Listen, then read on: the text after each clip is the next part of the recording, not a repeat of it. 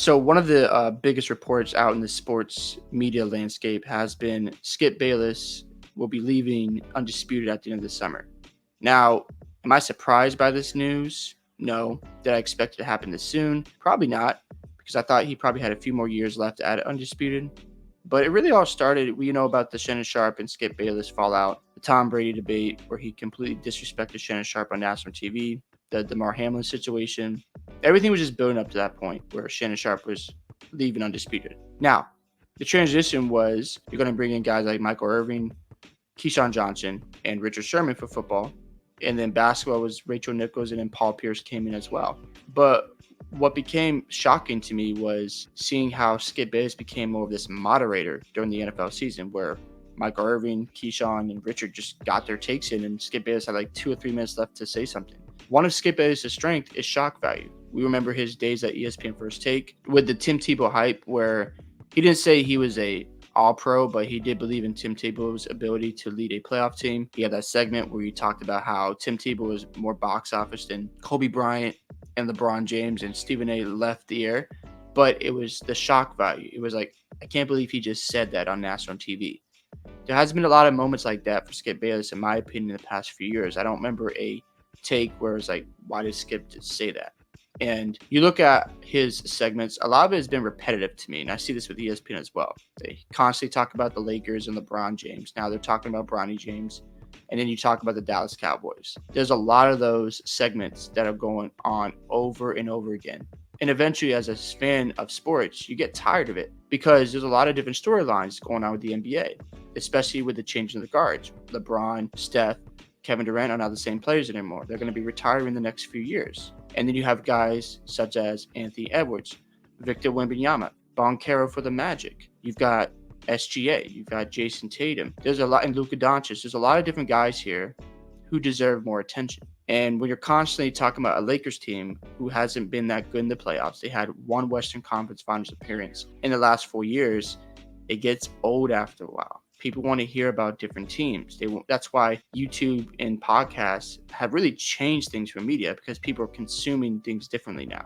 They don't want to just go to ESPN or Undisputed and talk about, oh, the Cowboys again, the Lakers again. Why not talk about my teams? Why not have a conversation about the Minnesota Timberwolves, how they turned their season around? They waited to the playoffs to really have conversations, because you have to at that point. Why not talk about, what's going on with the Orlando Magic, because they're an up-and-coming team and they're getting better by building around Franz, Suggs, and Boncaro. Suggs was a great story this year, especially how he improved on his three-point shooting and as a player overall. And then you look at a team such as the Celtics, where ESPN was just constantly being so negative about them. And I understand to a point, because I was like this too, where they need to prove and show me that they were going to win the championship, and they ended up doing it. But also you look at the Oklahoma City Thunder. Did they get a lot of media attention? Not really. And then obviously Luka Doncic, Victor Wembanyama, Nikola Jokic, all these guys who are phenomenal basketball players didn't get a lot of media attention. It was just Lakers. And as a fan, you get turned off from that, especially when that team isn't playing that good. They hover around 500 or hover around the 8th to 10th seed. It's not as interesting, especially when you have teams who are higher in the Western Conference or out in the Eastern Conference as well. So I think one of Skip's problems was he never properly transitioned to other players. He constantly talked about LeBron James, talked about the Dallas Cowboys, and never had anyone else that he considered would be worthy to talk about. But that was a mistake, because there's plenty of people you can discuss today. Obviously, we've seen segments about Luka Doncic, how he doesn't think he's like Larry Bird, but there wasn't enough conversations about Luka Doncic. So I think for Skip Bayless going forward, it's going to be important for him to figure out, okay, is he going to keep talking about sports, or is he going to just ride off into the sunset? Because when you go to his own YouTube channel, it's all Cowboys and Lakers. And eventually you're like, okay, cool, that's fine, but what else is going on in the NFL? What else is going on in the NBA? So I think where Skip messed things up for himself is he didn't transition properly to other athletes. Now, do I think he could rebound from this? Of course. He has all this experience. He's been in, the media for 30 plus years. I just think he needs to get back to his roots of shock value. That's why he's Skip Bayless. He says the craziest stuff and gets us to react to it. We might not like everything he says, but it works. Another thing about Skip Bayless, it seems like he has a hard time working with others and letting them shine, and he can't just share the spotlight. I remember when they first started Undisputed, Skip Bayless probably had more influence because Shannon Sharp had never done before. But as the show went on, Shannon Sharp became the star. He was the one that people talked about. And when Shannon Sharp left, you saw the views go down drastically. And I think Skip Bayless was trying to implement what First Take was doing by bringing in different guests to debate him. But I think it was too little too late. There should have been a transition earlier because Stephen A. Smith made that transition. We had different guys coming in and women coming in to debate him on First Take, and that has been a huge success. I look at other shows like First Things First. Nick Wright has been doing a great job building that shock value. He has said some crazy things in the past, but people are watching. And First Things First is very entertaining. Like, they have different segments where they, Wilds is up there doing some different shenanigans, Chris Broussard, and of course Nick Wright. They are a good team together, and they're hilarious to watch. And when I'm looking at the media and sports entertainment, there's a shift going on. Inside the NBA is going to be done after this season. Charles Barkley has already said he's going to retire. And we just talked about LeBron James. He's going to be retiring soon. So these takes about LeBron James, hating on LeBron James or loving LeBron James, that's going to get old. I think it's already gotten old, in my opinion, because there's more interesting stories to talk about. In my opinion, I think as fans, we want to see different topics being discussed. We don't want to see the Lakers on TV all the time. And if we're not going to get what we want, well, guess what? We've got other podcasts out there that's going to have those discussions, that's going to have those conversations. And you're going to tune in more to what they're saying because it's like, why would I want to turn on ESPN? Why do I want to turn on Undisputed? They talk about the same things over and over again.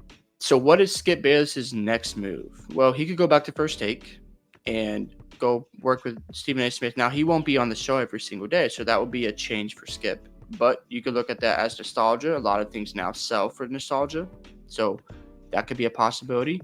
Or let's say he goes the independent route and he teams up with an athlete who just retired. We haven't seen this in the NBA media landscape where you have an athlete retired and a prominent media member working together. If you can find somebody and you pair up together and you have debates that are intense, you go after each other, that would be interesting to watch.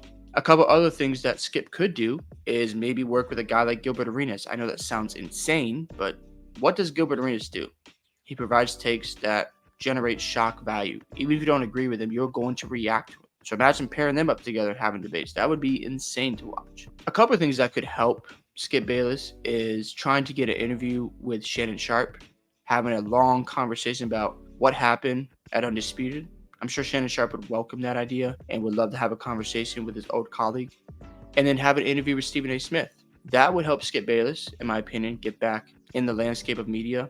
Now, it's going to be a different route because it's going to be done through YouTube content, but I think Skip's got to make some adjustments here. So we'll see how this all plays out for Skip Bayless. It's just another lesson in life where if you disrespect a man on national television, it's going to come back to you. And I think for Skip Bayless, when he was so personal towards Shannon Sharp, talking about his career and saying he was jealous of Tom Brady, that's where I was like, okay, bro, you're going too far here. I understand you have a job to do, but that's where things begin to go downhill for Skip Bayless. Now we'll see how he responds. Maybe people are done with him saying, hey man, just retire. Don't come back. Just have your tweets and have your show and ride off to the sunset. Or if he's got some ideas and understands that he needs to pivot, maybe ESPN will bring him back. That would be hilarious to see, but you never know. ESPN definitely has a lot of decisions coming up because Stephen A. Smith's contract is ending next year in July. He wants $25 million a year. So we'll see if that ends up being a thing. I saw a report today that the idea of Stephen A. Smith swapping with Skip Bayless, that would be crazy if that really did happen. It's just fans talking. Nothing's been reported about sources, but imagine if Skip and Stephen A. Smith swap places. That would be nuts to watch. But yeah, there's definitely a shift going on in the sports media world today. Hope you guys enjoyed this video. Make sure you guys like and subscribe to the channel. Love to hear your thoughts on Skip Bayless leaving Undisputed at the end of the summer. And I'll see you in the next one.